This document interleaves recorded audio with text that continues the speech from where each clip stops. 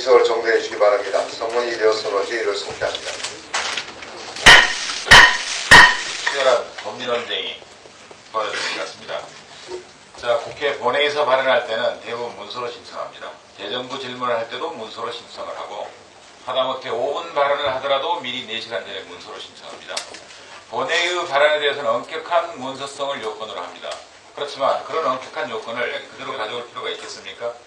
그래서 본회의 규정을 대부분 준용을 하지만 상임위 규정에 대해서는 철저히 간이성, 신속성, 편의성을 원칙으로 해놓은 게 우리 국회법의 정신입니다. 제발 국회법 한 부분만 있고 자기한테 유리하다고 해석하는 룰을 더 이상 범해서는 안 됩니다.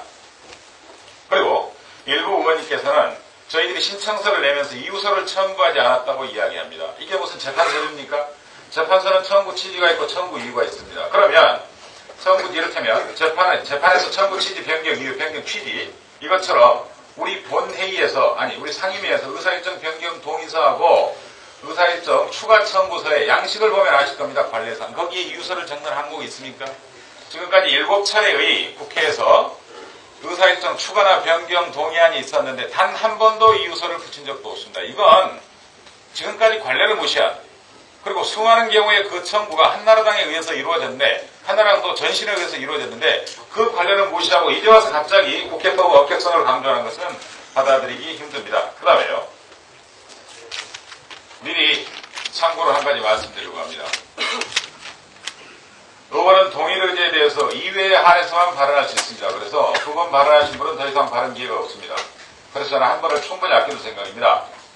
국회법 제99조는 의사 진행에 관한 발언은 의제에 직접 관계가 있을 때 의장께서 직접 허가하도록 되어 있고 103조는 의원은 동일 의제에 대해서는 2회에 한하여 발언할 수 있도록 제한하고 있는 점을 분명하게 확인해 둡니다. 자, 상정 논의가 없었다고 말씀하십니다. 맞지 않습니다.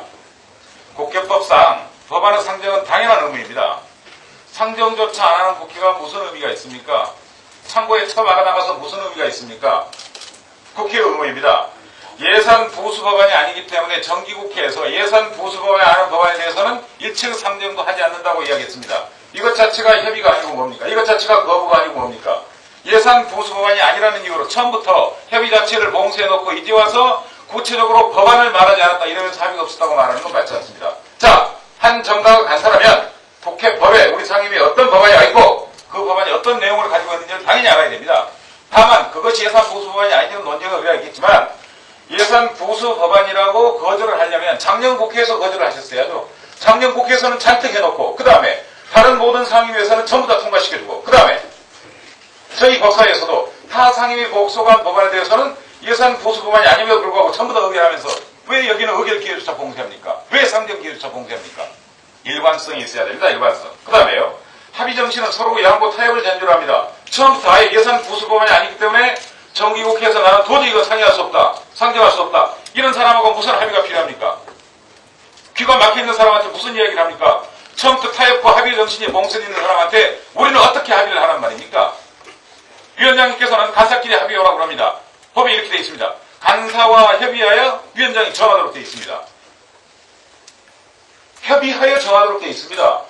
위원장님이 주도권을 놓지 않으시고 양당 간사한테 밀어버리거나 협의가 안 됐다는 이유로 아예 상정조차 봉쇄시켜버린다면 가장 중요하다는 법사위원장을 가지고 있지 않는 열린우리당이 취할 수 있는 건 뭡니까? 자, 국회는 소수자의 정신을 고려해서 여러 가지 단서 규정을 둡니다. 저희들은 여당이지만 어쩔 수 없이 위원장이었기 때문에 그 단서 규정에 따라서 정상적인 국회법 절차를 밟아가는 겁니다. 그 다음에요. 상정은 밤새고 할 이유가 없습니다. 무슨 상정 가지고 토론을 밤새고 합니까? 국회법이 그래서 이런 긴급 동의에 대한 토론을 하지 말라고 되어 있습니다. 왜 그렇습니까? 상정 자체는 국회의 의무로 본 겁니다. 상정 가지고 밤새고 토론할 필요가 없습니다. 토론하지 말라고 되어 있습니다. 78조에. 왜 토론하지 말라고 그랬습니까? 국회가 토론을 장인데 왜 토론하지 말라고 그랬겠습니까? 토론할 가치도 없다. 이건 의무로 본 겁니다. 위원장에. 어떻게 상정 가지고 토론을 밤새 합니까? 상정은 시키고 본체에 대한 토론, 권한에 대한 토론은 몇 시간이고 잠 안 자고 단식하면서라도 하지 마겠습니다. 상정은 빨리 하되 토론은 밤새도록 하는 것, 이것이야말로 국회법의 정신입니다. 그 다음에 지금까지 의사일정 변경 동의안이나 그 다음에 의사일정 추가 요구안이 마치 몇 차례 없었던 것처럼 이야기합니다. 이건 64년부터 있어온 국회의 전통입니다. 64년 8월 1일, 46년 12월 17일, 96년 7월 27일, 99년 4월 2일, 99년 10월 29일, 99년 11월 1일, 그리고 가장 가깝게는 2004년 9월 4일 행정자치위원회에서 친일신상규명법을 놓고 똑같은 논란이 있었고 똑같은 절차를 밟아서 의사진행 발언만을 거듭한 끝에 의사진행 발언이 끝나자 표결 처리한 전례가 있습니다. 17대 국회의 선례조차도 여러분들 무시하겠습니까? 이건 국회법의 정신이고 국회 선례의 정신입니다. 국회 선례집 328페이지부터 나와 있습니다. 그리고 행정자치위원회 회의로 9월 8일자에 나와 있는 정신입니다. 읽어보십시오, 여러분. 확인하십시오. 그 다음에 열린우리당이 공정거래법과 국가보안법을 일종의 빠트했다고 주장합니다. 자, 여러분들 잘 아시는 원내 수석 부대표 합의사항 보십시오. 독점 규정 및 공정거래에 관한 법률령 개정 법률안에 대해서는 정무위원회의 충실한 논의를 거쳐 2004년 11월 12일 본회의에서 처리키로 한다. 열린우리당 수석 부대표 이정걸, 한나라당 수석 부대표 남경길 이렇게 되어 있습니다. 이건 뭡니까? 자, 이런 합의가 있는데 우리가 뭘 가 국가보안법을 다시 걸어줍니까? 여러분, 국가보안법은 한나라당 정치성이 걸린 법입니다. 공정거래법은 열린우리당 정치성이 걸린 법이 아니에요. 우리도 기왕 걸려면, 기왕 빠트를 하려면 열린우리당 정치성이 걸린 법하고 해야지 왜 이미 합의조차도 종이쪽각이 된 이런 공정거래법하고 저희들이 합의를 합니까? 동등의 가치가 있다고 생각하십니까? 이교 형량이 됩니까? 비교 형량이 됩니까? 이건 말도 안 되는 겁니다. 동등한 비교, 동등한 법이 있어야 동시에 빠트를 하는 거죠. 국가보안법을 저희들이 왜 여기에 빠트를 겁니까? 고작 공정거래법에. 예산에 걸다면 저희들이 이해를 하겠습니다. 차라리. 이미 합의조차도 돼 있는 공정거래법 왜 빠트를 합니까? 이건 말도 안 되는 겁니다. 그 다음에 긴급성, 불가피성에 대해서 몇 가지 이야기하겠습니다. 예산 보수법안 말씀하십니다. 그런데 아까 말씀드린 대로 타 상임위 법안에 대해서는 여기 계신 동료 의원님들께서, 한나라당 의원님들께서도 본회의장에서 다 표결을 한 전례가 있습니다.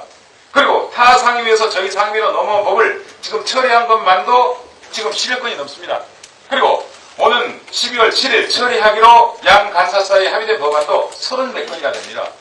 이런 불평등함이 어디 있습니까? 국회법이 왜 법사위에는 특정하게 적용되고 다른 상임위에는 차별되게 적용돼야 합니까? 공평해야죠. 법이 평등해야죠. 법으로 해결성 평등성을 모기로 합니다. 왜 법사위만 특별히 해야 됩니까? 그 다음에요. 작년 법사위도 제가 통계를 보니까 약 40건 정도 예산 보수 법안이 아닌 법안이 처리됐습니다. 예산 보수 법안 규정은 작년 6월달에 생긴 규정입니다. 그러면 한나라당은 왜 작년 가을에는 국회법을 무시하고 이제 와서는 그 이야기를 합니까? 왜 다수당 위치가 바뀌니까 국회법의 해석도 달라져야 합니까? 여러분들은 잘못된 겁니다. 그 다음에요. 긴급성과 불가피성은 합의라고 되어 있지 않습니다. 합의를 해오라고 그러는데 의결이라고 되어 있습니다. 합의와 의결은 천지차이입니다. 의결은 뭡니까? 다수결을 의미하는 겁니다.